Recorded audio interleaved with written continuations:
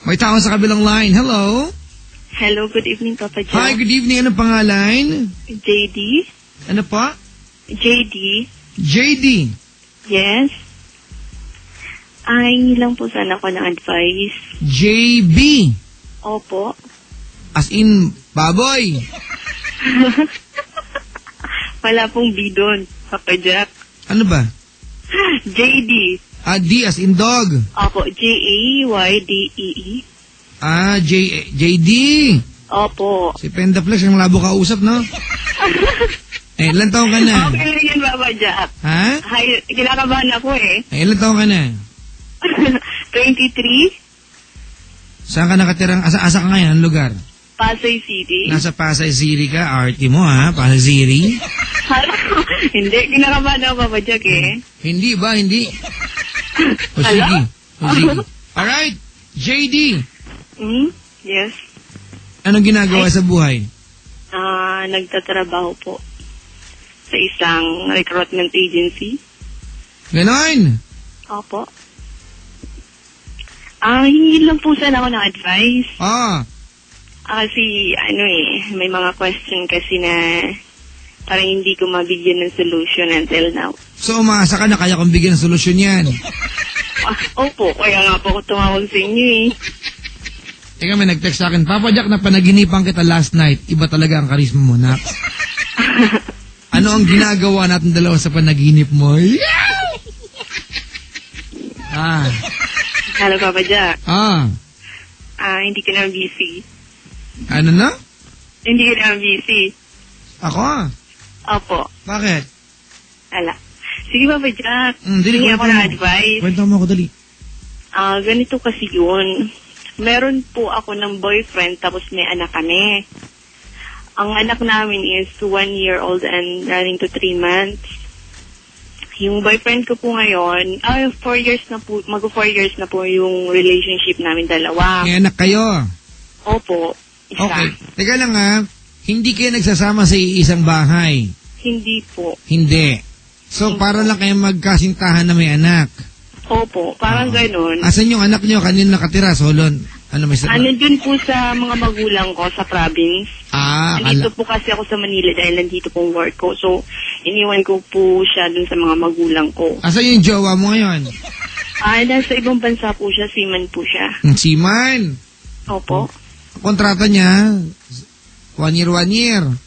No, before 1 year. Now, 6 months po. Wow. 6 months na lang. 6 na buwan. O, sige. JD, Opo. anong problema? Ganito po kasi yung Papa Jack. Gusto ko lang po kasi ganito yon. Kailangan ko pa po bang bigyan siya ulit ng chance na mag-antay ulit ako sa kanya. Bakit may ginawa na makalokohan sa iyan? Mga lalaki talaga. Kasi ganito po yun. Dati, nung unang pag-alis niya po kasi, 6 months pa lang yung tiyan ko. Tapos, nung dumating siya kasi 1 year ang... Hello? Yes. Ano nangyari? Nung dumating po siya dito, galing abroad, nakapanganak na ako, mag-4 months na yata ang baby namin. Siyempre, alangan naman na nasa tiyan mo pa rin yan, di overdue na yan. Ano yun? Sabi ko, alangan naman na pagbalik niya, nasa tiyan mo pa rin yung bata. Ano yun? Ulit, sorry? Wala. Hindi po kasi masyado ang choppy. Pasensya na po. Tapos ngayon, nung dumating siya, dumiretso siya sa akin. Sindipin namin siya sa airport, syempre. Tapos dumiretso siya sa akin, tapos, Okay. Jaylin, naka-wireless ka ba?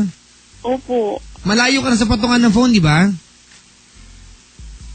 Hello? JD? Oh my God! We're losing her! Papa Jack. Malayo ka na sa patungan ng phone? Ano yun? Malayo ka na sa patungan ng phone? Malapit. Kaso lang po parang choppy. Oo. Problema ng telepono mo yan. Lapitan mo yung patungan ng phone. Yung mother set. Okay, saglit lang po. Lalapit ko sa bintana. Hindi bintana kailangan mo.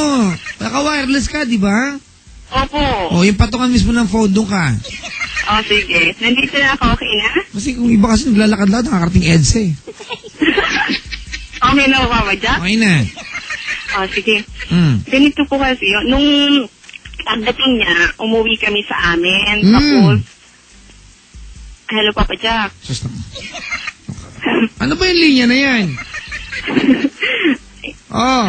Saglit lang po, saglit. Ayusin ko para magkaintindihan tayo. Okay na? Okay na? Pasensya na, Papa Jack, ha? Sige, okay lang. Ganito po yun. Pagdating niya, umuwi kami sa amin, tapos dumiretso kami sa kanila. Kinuha namin yung bata sa mga magulang ko, tapos dumiretso kami sa kanila. Tapos nag-stay naman ako doon ng siguro almost 1 week. After nun, umuwi ako sa amin kasi December nun doon ako sa amin nagpasko. Tapos nun, pumunta rin po siya sa amin. Tapos nung pumunta siya sa amin, so nag-stay siya ng mga 1 week din.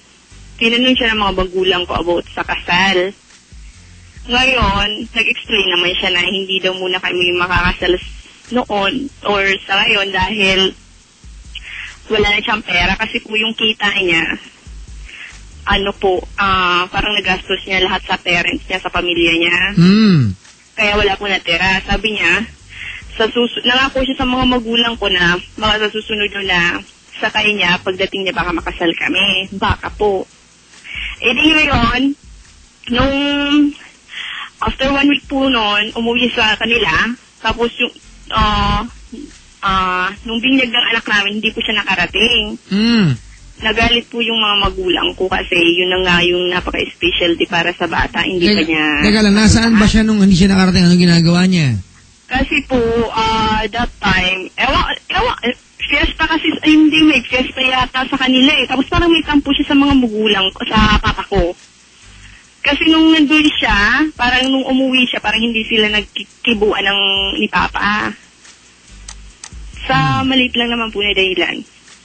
Parang ganun. Tapos, nung hindi siya nakarating, December 26 yung birthday yung binyag ng bata.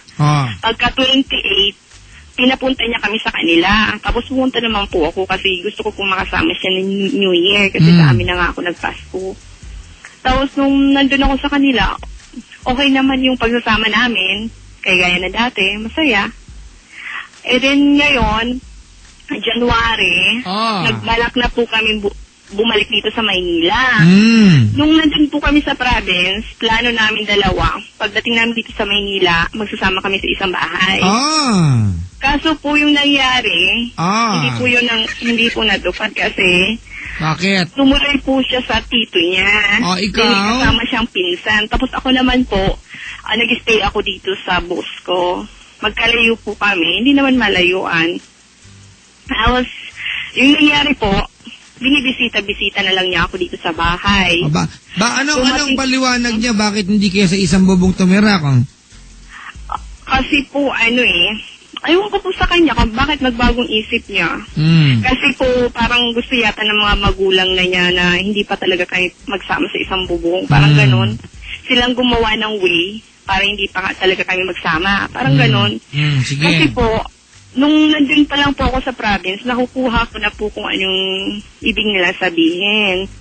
Kasi po, yung boyfriend ko, yun po yung nagsusuporta sa kanila, sumusuporta sa mga kapatid niya sa pag-aaral, tumutulong po sa mga magulang niya. E di ngayon, parang gusto ng parents niya, hindi pa magpakasal-sikal din sa akin or hindi pa, ayaw pa nilang payagan na ang anak nila napakasalan ako. Ganun po nangyari. Tapos ngayon, nung pumunta kami dito, February nito, pumunta kami dito sa Maynila, mag-separate ka, iba nga ang bahay namin. Tapos, pupunta-punta lang po siya dito sa bahay. Minsanan, once in a week. Sundot-sundot lang, gano'n. Twice a week, parang ganun po. Hello, Papa Jack. Tapos po nangyari, dumating po yung March, parang nabalitaan ko po na may girlfriend siya. Yun, pinayagan mo ba, hindi? Hindi ko nga po alam nalaman ko na lang po. Nakita ko po kasi sa Facebook niya. Facebook March. talaga. Opo. Din, Papa Jack, nung simula nun, tumawag siya sa akin. Sabi niya sa akin. Musta na you, ganon. Hindi po. Sabi niya sa akin, maghanap ka na ng iba, kakalimutan na kita. Sabi ng ganon. Kasi, yung reason niya, sabi ko, bakit? Bakit ganito? Hindi ako makapaniwala sa sinabi niya kasi nung nasa province ako, feel ko naman po na love niya ako. Tapos ngayon, sabi ko, bakit? Sabi niya, kasi may girlfriend ako. Tapos, una, hindi muna niya inamin na may girlfriend. Sabi niya pala una, kasi gusto ko to pa rin yung mga pangarap ko para sa mga magulang ko. Sabi niya sa akin. Sabi ko naman sa kanya, pwede mo naman to pa rin yun. Nakasama kami, na nandiyan kami sa buhay mo, ng anak natin. Tapos sabi niya naman, hindi. Ayaw ko kasi ng gulo. Sabi niya, sabihin mo dun sa, pumunta ka, umuwi ka sa inyo, sabihin mo dun sa parents mo na, hiwalay na tayo. Sabi ko naman sa kanya, hindi basta-basta madaling sabihin para sa parent ko ang ganito. Parang napakadali naman para sabihin sa iyo ng ganito. Tapos ngayon, nung nalaman ko, habang kinukulit ko siya, ano ba talaga reason? Kasi lagi po siya natawag sa akin. Ewan ko ba sa kanya kung bakit sinasabi niya nakalimutan ko na siya kung natawag naman po sa akin, how many times sa isang araw. Tapos kinakausap niya ako, tapos puro pang-asar, pang-inis, pang-paselos, parang ganon. Tapos sabi niya sa akin one time, sabi ko, bakit ano ba talaga reason? Sabi niya, may girlfriend na kasi ako. Sabi niya sa akin ng ganon. Sabi ko, ganon ba? Tapos yun, simula nun, hindi ko na po sinasagot yung tawag niya hanggang sa, siguro natiis ko lang siya hindi sagutin, mga 2 days. 2 days. Tapos after 2 days, nagkausap po kami. Siguro 1 week na hindi po kami nagkita. Tapos, tinawagan niya ako na makipagkita sa kanya. Nagkita po kami sa labas. Tapos, parang normal. Wala naman po kasi siyang inamin na may girlfriend nga po siya. Hindi niya kasi inaamin sa akin. Tinatanong ko po siya. Sabi ko, may mahal ka na bang iba? Sabi niya sa akin, wala. Kasi po lumabas kami tapos may nangyari. Parang gaya pa rin normal. Tapos sabi ko sa kanya, pwede ba? Sabi ko sa kanya, kung may mahal ka na iba, huwag mo na akong paasahin. Ano tanong mo sa akin, JD? Papa Jack. Ano tanong mo sa akin? Ang tanong ko po sa inyo, itapusin ko muna po ang kwento na to. Apat na araw na. 3 times, saglit lang po, Papa Jack. 3 times po na nagkita ulit kami, tapos may nangyari, ganon. Hanggat sa tinanong ko siya po, sabi ko sa kanya, mahal mo ba siya? Sabi naman niya sa akin, hindi, mahal kita, kaso lang, sabi niya, sa kaso lang, ang problema si Papa mo, sabi niya sa akin. Kasi pala, nagalit siya kay Papa kasi hindi pumayag na doon binyagan sa kanilang anak namin. Alright, what's your question, JD? What is your question? Ang tanong ko po sa ngayon, kailangan ko po bang antayin siya? Umasa ulit ako, kagaya ng dati? Hindi ko pa siya mamalin? Yung mga tanong mo sa akin, kaikli-ikli haba ng kwento mo? Hindi po kasi error. Ganito po kasi yun. Asan na siya ngayon? Kasi medyo naguguluhan po. Teka lang, ako magtatanong ate. Teka lang. Asan siya ngayon? Nasa ibang bansa po. Kakaalis lang po niya nung April. Okay, ako muna. Sagutin mo muna yung mga tanong ko kasi sige po. Ang dami mo munang information na binigay sa akin. Ang tanong pala kung mag-aantay kayo nung pisa mo sa piyesta. Diba? Pati piyesta nadamay na. Jack. Ang tanong mo pala sa akin kung mag-aantay ka o hindi. Pati piyesta dinamay. Sana nag-Ferris wheel tayong dalawa para naintindihan kita. Alright, Jack. Okay, JD. May inaantay ka ba para mag-antay ka? Tinatanong ko nga po sa inyo, Papa Jack. Tinatanong kita kasi nagpapaantay ba yan? Kasi sabi niya naman, Papa Jack, sa akin bago siya nag-flight, mahal daw niya ako. Kasi napag-alaman namin sa pinsan niya na yung ka-office mate ko kasi tumawag sa pinsan niya. Tapos parang kinonfirm niya kung totoo talaga na may girlfriend si Kelvin. Ano ba yan? Okay, JD, ako muna. Ganito Alam mo, ang problema dito, okay, JD? Yes? Alright, mali na meron siyang girlfriend o merong issue na meron siyang girlfriend, totoo o hindi. Mali yan, okay? Alright? Ang problema